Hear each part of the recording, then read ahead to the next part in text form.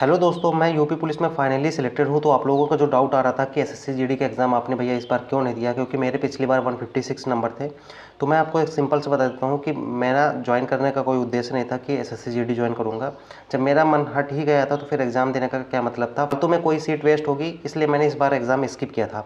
साथ में RPF constable में भी 92.07 मार्क्स हैं, उसका मैं फिजिकल भी स्किप करूँगा। मैंने तैयारी भी नहीं की थी तो उसका फिजिकल स्किप कर दूंगा। इसके अलावा मैंने और भी 30 एग्जाम्स क्वालिफाई कर रखे हैं, तो मुझे अच्छा खासा एक्सपीरियंस है एग्जाम निकालने का कि कैसे क्या अप्रोच रखनी चाहिए जिससे आपके हर एग्जाम निकलें। अगर आप हर एग्जाम के लिए अलग अलग स्ट्रेटजी बनाएंगे, अलग अलग तरीके से पढ़ाई करेंगे, तो फिर आपके एग्जाम बहुत ज़्यादा कम निकल पाएंगे, क्योंकि फिर आप सब जगह भागेंगे तो फिर आपको दिक्कत होगी। इसलिए क्योंकि हम लोग सभी एग्जाम्स की प्रिपरेशन करते हैं जो भी हमारी रेंज में आते हैं। तो मैं अपने 6 साल के एक्सपीरियंस में और जो 30 एग्जाम्स क्वालिफाई कर रखे हैं, कुछ में फेल भी हुआ हूँ, तो उन सब के एक्सपीरियंस को मिला के मैंने आप लोगों के लिए कुछ बनाया है। अब में से सभी लोग दिल्ली पुलिस की भी प्रिपरेशन करेंगे, यूपी पुलिस कांस्टेबल की काफ़ी लोग प्रिपरेशन करेंगे। तो मैंने दिल्ली पुलिस के लिए बहुत डिटेल में स्ट्रेटजी बताई है, और ये ऐसी स्ट्रेटजी मेरी होती है जिससे आप हर एग्जाम्स को क्वालिफाई कर सकते हैं। सिर्फ आपकी प्रिपरेशन में नहीं कि आप इसकी करेंगे, इसमें नहीं हुआ तो कि बाकी सारे एग्जाम्स के लिए आप प्रिपेयर नहीं होंगे, बाकी सब में भी आप बराबर आप बढ़ते रहेंगे। तो मैं उसी हिसाब से स्ट्रेटजी बनाता हूँ, जैसे मैंने फॉलो किया था। तो आप देख सकते हैं, रिजल्ट देख सकते हैं कितने सारे एग्जाम्स मैंने क्वालिफाई कर रखे हैं। आप भी कर सकते हो उसी तरीके से जो मैंने इसमें चीज़ें बताई हैं। तो आप चैनल पे विजिट कर लेना।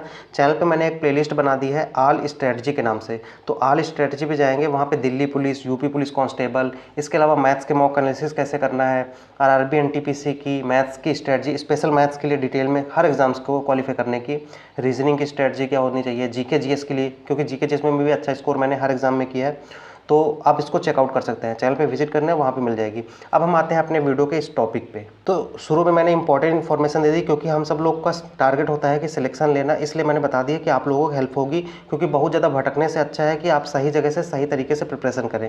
मैंने उसमें एकदम बिल्कुल सही चीज़ें, एक छोटा भाई बड़ा भाई समझ के ही बातें बताई हैं उसमें, तो आप लोग ज़रूर देखिएगा उसको।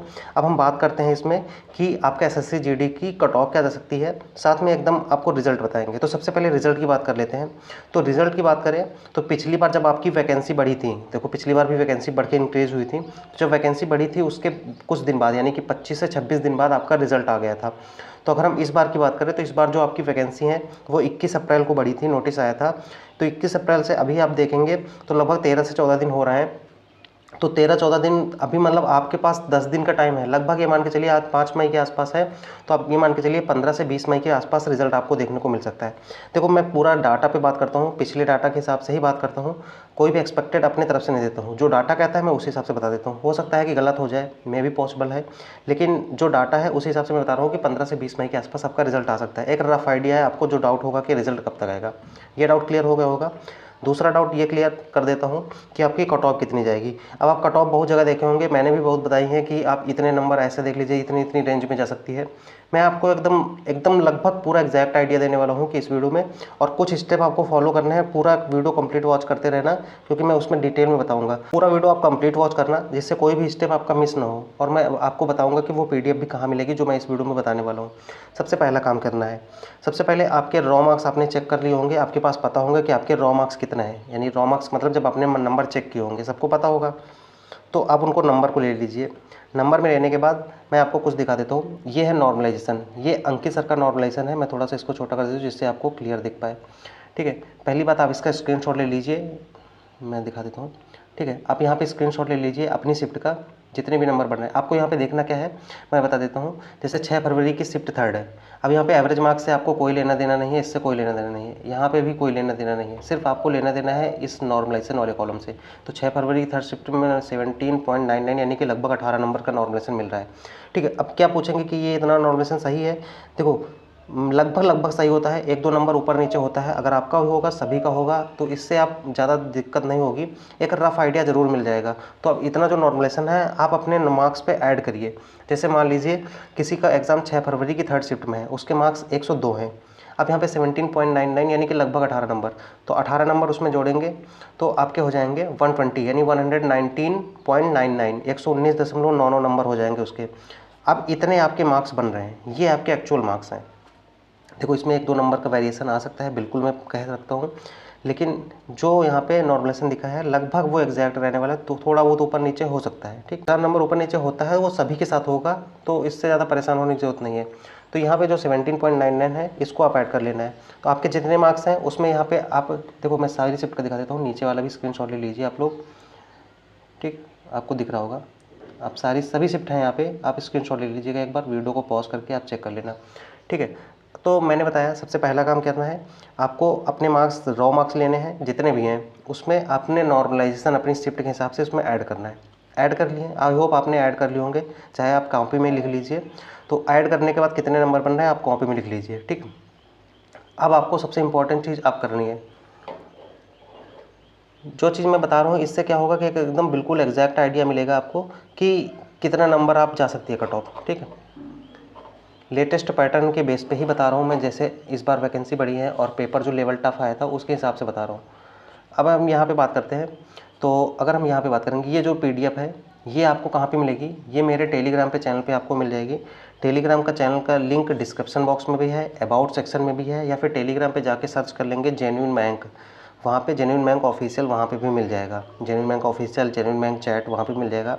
व्हाट्सअप ग्रुप है उसमें भी ज्वाइन कर लेना, कभी कभी इन्फॉर्मेशन देता रहता हूँ वहाँ पे।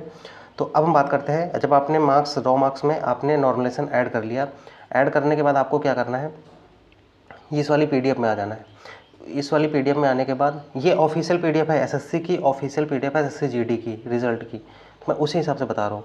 ठीक, अब देखो इस बार के पेपर थोड़ा सा अच्छा लेवल का था, 2023 वाले जो GD हुआ था उससे भी अच्छा लेवल का था, और हर साल कंपटीशन बढ़ता है, तो मैं ये मान के चलता हूँ, तो वो जो कंपटीशन बढ़ता है वो जो पेपर लेवल टफ था उसमें न्यूट्रल हो गया, यानी कि पेपर लेवल जैसे मान लीजिए 4 क्वेश्चन का टफ था, तो हर साल मान लीजिए 8-10 नंबर की इंक्रीज हो गई, उस मतलब कंपटीशन बढ़ गया 8-10 नंबर का, तो उसमें बराबर हो गया, तो लगभग कट ऑफ जो है वो 2023 के अराउंड जाएगी, थोड़ा बहुत कम नीचे ऊपर नीचे हो सकती है, कम भी हो सकती है ऊपर भी हो सकती है।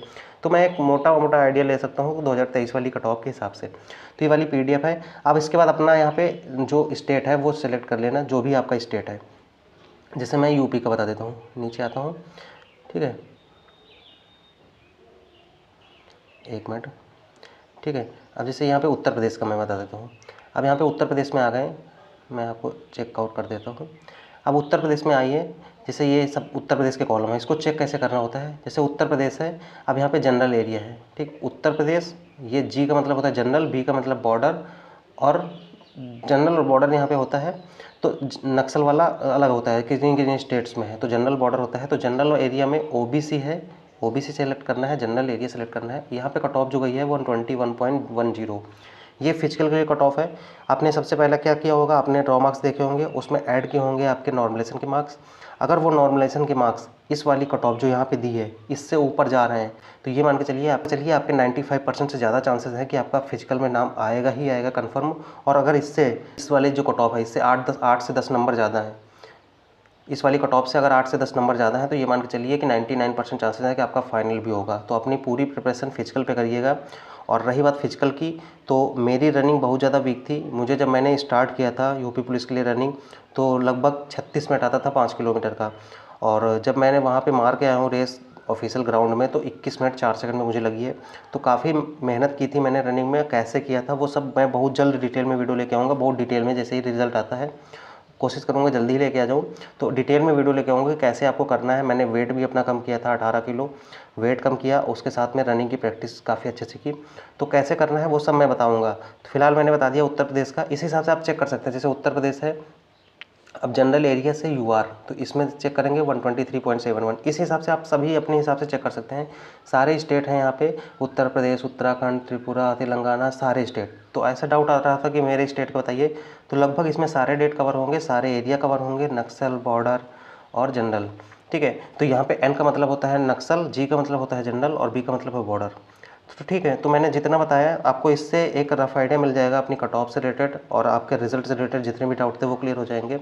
और क्योंकि आप प्रिपरेशन अच्छे से कर ही रहे हैं, तो आप दिल्ली पुलिस की भी प्रिपरेशन करेंगे, UP से हैं तो UP पुलिस कांस्टेबल की प्रिपरेशन करेंगे, और नहीं तो आप किसी भी एग्जाम की अन्य प्रिपरेशन कर रहे हैं तो भी आपको GK GS मैथ और रीजनिंग के कैसे एनालिसिस करना होता है, कैसे, ये सब आपको प्लेलिस्ट में मिल जाएगी। मेरे हिसाब से किसी भी कॉम्पिटिटिव एग्जाम की प्रिपरेशन करने वाले स्टूडेंट को वो वाली प्लेलिस्ट जरूर के चेक करनी चाहिए, ऑल स्ट्रेटजी वाली। उसमें अपने हिसाब से आप वीडियो चूज़ करके देख सकते हैं जो भी आपके लिए ज़रूरी है। ठीक है, तो आज के वीडियो में इतना ही रखते हैं। अगर कोई डाउट रहता है कमेंट बॉक्स में पूछ सकते हो, कोई मतलब पर्सनल क्वेरी है तो आप मुझे इंस्टाग्राम पे भी फॉलो कर सकते हो। इंस्टाग्राम की आईडी भी इसी नाम से है, चैनल के नाम से। अबाउट सेक्शन में लिंक भी मिल जाएगा, तो जाके सर्च भी कर लेना जेन्युइन मैंग, तो वहाँ पे मिल जाएगा। फिलहाल इस वीडियो में इतना ही रखते हैं, मिलते हैं किसी नेक्स्ट वीडियो पे। तब तक के लिए आप लोग अपनी प्रिपरेशन करते रहिए, खुश रहिए, मुस्कुराते रहिए। जय हिंद।